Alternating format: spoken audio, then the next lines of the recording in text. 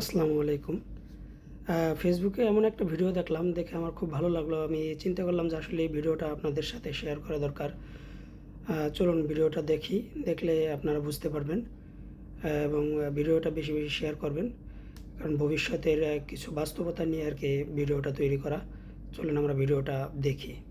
তারা কেন বাচ্চাদের রক্ত পান করতো? বড় বড় সেলিব্রিটি থেকে শুরু করে world leader and maximum high লেভেলের যারা আছে তারা ম্যাক্সিমামই হচ্ছে আমরা এক্সট্রিম ফাইল থেকে জানতে পারি যে ছোট ছোট বাচ্চাদের রক্ত পান করতো। এই বিষয়টা আপনাদেরকে ক্লিয়ার করার আগে এজেন্ডা 2013 মানে 2030 এই বিষয়টা আপনাদের সাথে ক্লিয়ার করি যে 2030 সাল পর্যন্ত পৃথিবীতে কি কি হতে যাচ্ছে ছোট্ট ছোট্ট কয়েকটা স্টেপে আপনাদেরকে ক্লিয়ার করব। প্রথমত দেখেন যে 2010 সালের বিল গেটসের এই ইন্টারভিউটা। The world today has 6.8 billion people, new vaccines, healthcare, reproductive. ওকে, এই জায়গায় বিল গেটস বলে যে বর্তমানে পপুলেশন পৃথিবীর হচ্ছে 6.5 বিলিয়ন 2010 সালের কথা, আর এটা উইথিন 10 ইয়ার মানে আগামী 10 বছরের মধ্যে 9.5 বিলিয়ন হয়ে যাবে। And we can control it, আমরা এটাকে থামাতে পারবো উইথ ভ্যাকসিনের মাধ্যমে এন্ড হচ্ছে প্রপার হেলথ কেয়ার। তার মানে তারা পপুলেশনকে কন্ট্রোল করতে যাচ্ছে। শুনতে জিনিসটা খুব ভালো মনে হলো, আপনাদেরকে ডার্ক রিয়েলিটিটা বলি। তাদের উদ্দেশ্য হচ্ছে পৃথিবীতে এত জনসংখ্যা থাকবে না, মাত্র হচ্ছে 1 বিলিয়ন জনসংখ্যা যথেষ্ট। তার ফলে কি হবে, পৃথিবী খুব ভালো করে গ্রো করতে পারবে। এন্ড এর জন্য তারা কি কি প্রজেক্ট হাতে নিছে আপনাদেরকে একটু ডার্ক রিয়েলিটি যেগুলো বলি, যে এক্সট্রিম ফাইল এন্ড হচ্ছে গ্রেট অ্যাওয়াকিং ম্যাপ থেকে যে জিনিসগুলো খুব ক্লিয়ারলি জানতে পারি।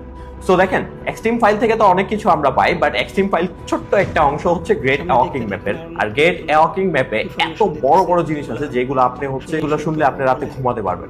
তো প্রথমত এজেন্ডা 2030 এর মধ্যে হচ্ছে তারা ডিপপুলাইজেশন হাতে নিয়েছে। ডিপপুলাইজেশন মানে পৃথিবীর জনসংখ্যা কমানো। পৃথিবীর জনসংখ্যার জন্য প্রথমেই হচ্ছে তারা যে কাজটা করছে সেটা হচ্ছে ভ্যাকসিন। যেমন হচ্ছে করোনা থেকে শুরু করে বড় বড় ভাইরাস গুলাকে পৃথিবীর মধ্যে ছড়ায় দেওয়া, যার ফলে মানুষকে ভ্যাকসিনেট করে এর জনসংখ্যা কমানো যায়। মানব শরীরে যে রোগ প্রতিরোধ ক্ষমতা আছে এই জিনিসটাকে হচ্ছে ধ্বংস করে দিতে চায়। এন্ড হচ্ছে হিউম্যান স্পাম যেগুলা বলি, যার ফলে হচ্ছে মানুষের সন্তান জন্ম হয়, এই জিনিসটাকে কমায় দিতে চায়। এন্ড এই কাজটা অলরেডি চলতেছে অনেক দিন ধরে। করোনা ভাইরাস যে আগে হবে সেটা বলছি যে 2015 আগে থেকে সেইটা প্ল্যানিং করা, ঠিক করা। এরপরে হচ্ছে তারা আরো বড় বড় প্রজেক্ট হাতে নিছে, যেমন প্রজেক্ট মস্কিউটো। তারপরে হচ্ছে আরেকটা প্রজেক্ট চলতেছে দ্য গ্রেটার সোলার ফ্লাশার, যেটার মাধ্যমে কৃত্রিম বৃষ্টিপাত থেকে শুরু করে কৃত্রিম বাদল তৈরি, যার মাধ্যমে হচ্ছে আপনি অর্গানিক ফুডের সাপ্লাই বৃদ্ধি করা যাবে, ন্যাচারাল রিসোর্স কমায় দেওয়া যাবে। আরেকটা কথা আপনাদেরকে বলছিলাম যে বিল গেটস ইনভেস্ট করছে একটা কোম্পানিতে, সেটা হচ্ছে অ্যাপেল সায়েন্সেস, যাদের কাজ হচ্ছে ফুড কোডিং করা। আর আমরা জানি যে এই সকল ফলগুলা যারা খায় তাদের বডিতে ক্যান্সার সেল ডেভেলপ হইতে পারে। শুধু 2019 সাল থেকে পৃথিবীতে বর্তমানে ক্যান্সারের আক্রান্ত সংখ্যা বেড়েছে 30%। তার মানে 100 কোটি জনসংখ্যা হলে 30টা ক্যান্সারে আক্রান্ত থাকে। এত পরিমাণ বৃদ্ধি পেয়েছে। হার্ট অ্যাটাক থেকে শুরু করে পৃথিবীতে রোগের পরিমাণ খুব বেশি বেড়েছে। এন্ড এর কারণ হচ্ছে ভ্যাকসিন। ছোট ছোট বাচ্চাদের ছোটকাল থেকে ভ্যাকসিনেট করা হয়। আগে আমাদের বাপদাদাদের খেয়াল করেন, তাদের ভ্যাকসিনেট করতে পারতো না, তার লং টাইম খুব ভালো সুস্থ থাকতে পারতো। বাট এখন ছোট ছোট বাচ্চাদের বিভিন্ন ভ্যাকসিন টিকার মাধ্যমে তাদেরকে ছোট থেকে অসুস্থ করে দেওয়া হয়। 2 নাম্বার হচ্ছে তারা যে প্রজেক্টটা হাতে নিছে সেটা হচ্ছে ট্রান্সজেন্ডার এন্ড গে। ইয়েস, পৃথিবীতে এখন খেয়াল করে দেখবেন যে আগের তুলনায় খুব বেশি গে এন্ড ট্রান্সজেন্ডার জিনিসগুলো প্রমোট হচ্ছে, বিকজ তারা এগুলোকে প্রমোট করাচ্ছে উইথ এ হিউজ পরিমাণ ফান্ডিং। তারা বিভিন্ন এনজিও থেকে শুরু করে ইউনিভার্সিটি এন্ড সর্বোচ্চ পর্যায়ে জিনিসগুলোকে তারা টার্গেট করতেছে, তারা সেখানে ফান্ডিং করতেছে।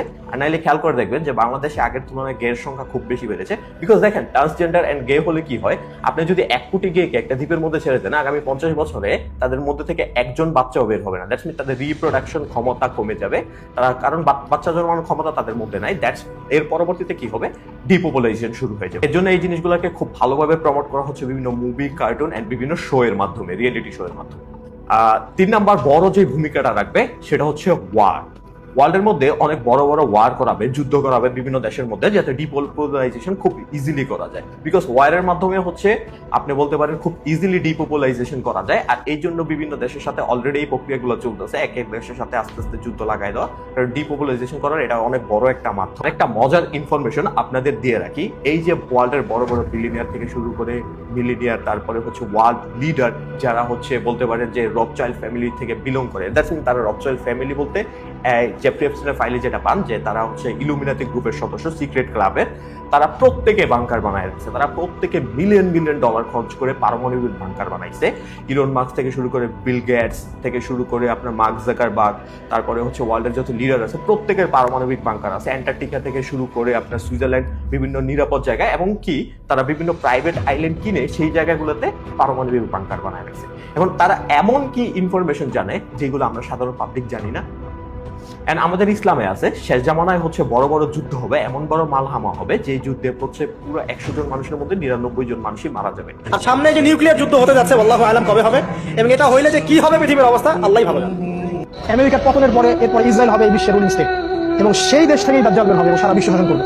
এই যে বিল গেটস এখানে যে 5টা জিনিসের নাম বলছে না, এটা হচ্ছে 2010 সালের ইন্টারভিউ। এখন 2010 সালে সে এআই সম্পর্কে কিভাবে জানলো? এআই তো 2010 সালে ছিল না, এআই রিলিজ হয়েছে সর্বোচ্চ 4-5 বছর, বাট 2010 সালে কিভাবে জানলো? আপনাদেরকে আরেকটা ফুটেজ দেখাই। এই যে এআই এর যে লোগোটা দেখতেছেন ChatGPT এটাই কিন্তু চ্যাটজিপিটির লোগো। এটা একটা অ্যানশিয়েন্ট চার্চের মধ্যে পাওয়া গেছে। এখন আসি আপনাদের সেই প্রথম প্রশ্নে যে বাচ্চাদের রক্ত তারা কেন খায়। আমরা জানি যে জেফরি এপস্টাইনের ফাইলে যে সাধারণত তারা ছোট ছোট বাচ্চা, যে আপনার 8-9 বছরের বাচ্চাদেরকে তারা টর্চার করে ভয়ভীতি দেখায়, তাদেরকে হচ্ছে আপনার মার্ডার করতো বা বলি দিত, তারপরে তারা সেই রক্ত পান করতো। এখন এই রক্ত পান করার পিছনে কারণ হচ্ছে ছোট ছোট বাচ্চাদের যখন ভয় দেখানো হয়, তারা যখন ভয় পায় তাদের রক্তের মধ্যে এক ধরনের হরমোন তৈরি হয় যেটাকে বলা হয় অ্যাড্রিনোকম। অ্যান্ড এই জিনিসটা পান করলে আপনার হিউম্যান এজিং মানে অ্যান্টি এজিং বা রিভার্স করার ক্ষমতা থাকে। দ্যাটস মিন আপনার হিউম্যান বডির বয়স খুব সহজে বাড়বে না। যার কারণে দেখবেন যে অনেক হলিউড সেলিব্রিটি থেকে শুরু করে অনেক বড় বড় লিডারদের 85, 86, 90 বছর পর্যন্ত তাদের বয়স, বাট তারা অতটা বয়স্ক দেখা যাচ্ছে না। তাদের অনেক বড় বড় এজেন্ডার মধ্যে হচ্ছে প্রযুক্তিগত উন্নতির মাধ্যমে মানুষকে এই সকল ট্র্যাপের মধ্যে ফাঁসায় রাখে। ইলন মাস্ক হচ্ছে অনেক বড় একটা সদস্য তাদের গ্রুপের, আর ইলন মাস্কের মাধ্যমে তারা অনেক কিছুকে হচ্ছে নর্মালাইজ করার চেষ্টা করতেছে, অনেক কিছু মানুষের মধ্যে ঢুকাই দিতে চেষ্টা করতেছে। নিউরালিঙ্ক প্রজেক্ট নামে একটা প্রজেক্ট আছে যে মানুষের ব্রেনের মধ্যে এক ধরনের চিপসেট বসানো হবে যাতে হচ্ছে মানুষ এআই টক্কর দিতে পারবে ভবিষ্যতে। দ্যাটস মিন মানুষ চিন্তাধারা সবকিছু করতে পারবে।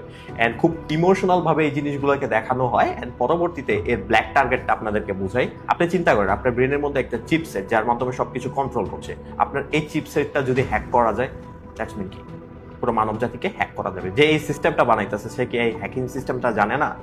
সময় থাকতে সাবধান হন। আর এমনই ইনফরমেটিভ ভিডিও পাওয়ার জন্য অবভিয়াসলি ভিডিওটাকে বেশি করে শেয়ার করেন যাতে মানুষকে সচেতন করা যায়।